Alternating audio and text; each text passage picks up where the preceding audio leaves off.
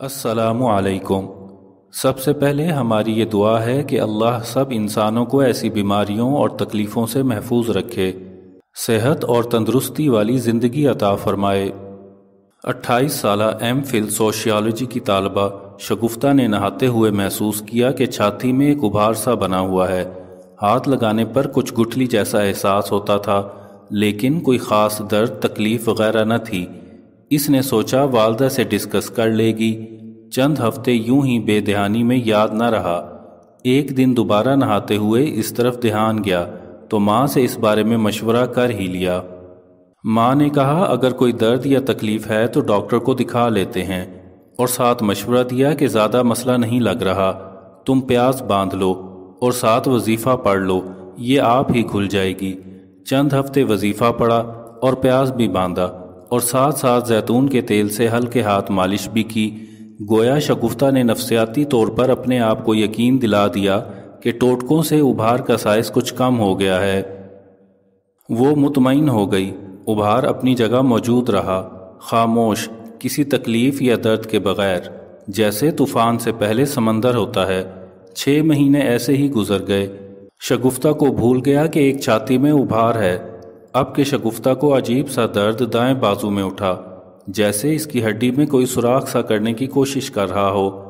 درد کی دوا لی چند دن اور درد کو آرام آ گیا، لیکن دوا چھوڑتے ہی درد نے پھر زور پکڑا۔ آخر کار قریبی ڈاکٹر سے مشورہ ہوا۔ اس نے کہا جوان لڑکی ہے، اسے کیا ہونا ہے؟ کیلشیم اور وٹامن ڈی تجویز کیا، ساتھ ایک تگڑا سا پین کلر انجیکشن لگا دیا اور گولیاں دے کر چلتا کیا۔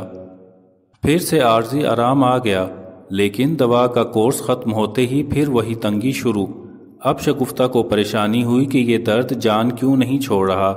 اس نے اپنی ڈاکٹر دوست کو کہہ کر سرکاری ہسپتال سے ایکس رے کروایا۔ ایکس رے کروا کے ہڈی والے ڈاکٹر کے پاس لے گئی۔ اس نے ایکس رے دے کر کہا کہ اس میں کچھ گڑبڑ لگ رہی ہے، آپ اس کو کینسر آؤٹ ڈور میں دکھا کر آئیں۔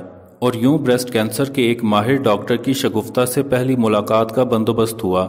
شگفتہ نے ڈاکٹر کو سلام کر کے ایکس رے پکڑاتے ہوئے کہا کہ اسے بازو کی ہڈی میں درد کی شکایت ہے۔ ڈاکٹر نے ایکس رے دیکھتے ہی ہڈی کا پوچھنے کی بجائے اس سے پوچھا آپ کو جسم میں کہیں کوئی گلٹی محسوس ہوتی ہے؟ جس کے جواب میں اس نے کہا کہ ہاں، بس چھاتی میں ابھار سا تھا، لیکن وہ وظیفے اور مالش سے بہتر ہو گیا ہے، لیکن تھوڑا سا ابھی بھی ہے۔ وہ تھوڑا سا ابھار چیک کرتے ہی الارم بجنے لگے۔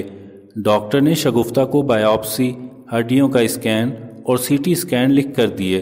رپورٹ میں چوتھی اسٹیج کا انتہائی ایگریسو بریسٹ کینسر تھا، جس کی جڑیں ہڈیوں میں ہی نہیں بلکہ جگر، پھیپھڑوں اور ایڈرینل گلینڈ میں بھی پہنچ چکی تھیں۔ شگفتہ کے علاج کا دورانیہ لگ بھگ 18 ماہ کا تھا۔ زندگی کے آخری 4 ماہ اس نے بہت تکلیف میں گزارے۔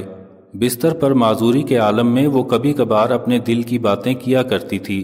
وہ شادی کرنا چاہتی تھی، ڈگری مکمل کرنا چاہتی تھی، ماں بننا چاہتی تھی، کچھ اور جینا چاہتی تھی، لیکن مقدر کا فیصلہ کچھ اور ہی تھا۔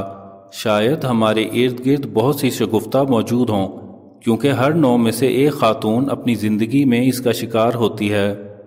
خواتین کو بتانے اور سمجھانے کی ضرورت ہے کہ چھاتی میں تبدیلیاں ہوں تو ڈاکٹر سے مشورے میں تاخیر نہ کریں۔ پہلی اسٹیجز میں اگر ہم اس بیماری کو پکڑ لیں تو اللہ کی مہربانی سے اسے جڑ سے اکھاڑنے کے اچھے چانسز ہوتے ہیں۔ اگر آپ خاتون ہیں اور ویڈیو کے آخر میں دی گئی تصویر میں دکھائی گئی کوئی علامات آپ میں ہیں تو فوراً کسی مستند اور قابل ڈاکٹر سے معائنہ کروائیں۔ اگر آپ مرد ہیں تو اپنی خواتین کو آگہی دیں کہ جھجک اور خواہ مخواہ کی شرم کو زندگی اور صحت سے قیمتی نہ جانیں۔ جس طرح عمر بڑھتی ہے، اس بیماری کے ہونے کے چانسز بھی بڑھتے رہتے ہیں۔ وہ مشہور کہاوت ہے نا کہ مرض کو کبھی ہلکا نہ لو، اور یاد رکھیں یہ کینسر ہے۔ اگر چھاتی سے نکل کر دیگر جسم کے اعضاء میں پھیل گیا تو متاثرہ مریضہ کو انتہائی شدید قسم کی تکلیفوں کو برداشت کرتے ہوئے اپنے پیاروں کو چھوڑ کر جلد دنیا سے جانا پڑ جائے گا۔ اس وقت سے پہلے کہ جب ڈاکٹر یہ کہہ دیں کہ اب علاج ممکن نہیں، صرف کوشش کر سکتے ہیں کہ کچھ تکلیف کم کر سکیں اور تھوڑا سا زندگی کو آگے کھینچ سکیں۔ لیکن یاد رکھیں، ہر گزرتے وقت کے ساتھ مرض کی شدت اور ساتھ جڑی دیگر تکلیفوں جیسے سانس میں شدید تکلیف، پھیپھڑوں کا آہستہ آہستہ بلاک ہو جانا، آکسیجن بلاکج سے دل کی دھڑکن نارمل نہ رہنا اور کسی بھی وقت دل کی دھڑکنیں رک جانے کا شدید خطرہ، اور دیگر اعضاء کے فنکشنز بھی شدید متاثر ہونا، ہڈیوں میں شدید درد، ہلنے جلنے چلنے پھرنے کی بھی طاقت ختم ہو جانا، اکثر دماغ کا کام نہ کرنا یا مکمل بے ہوشی، بولنا بات کرنا مشکل ہو جانا یا ممکن نہ رہنا، کھانا پینا نہ رہنا، پانی کے گھونٹ سے بھی کھانسی آ جانا اور پانی بھی اندر نہ جانا، خوراک کی نالی کے اندر زخم اور خون کا جم جانا وغیرہ بڑھیں گی۔ وقت رہتے اس کا علاج کروا لیں اور اپنی زندگی بچائیں۔ اللہ سب انسانوں کو ایسی تکلیفوں اور بیماریوں سے بچائے اور بیماروں کو شفا عطا فرمائے۔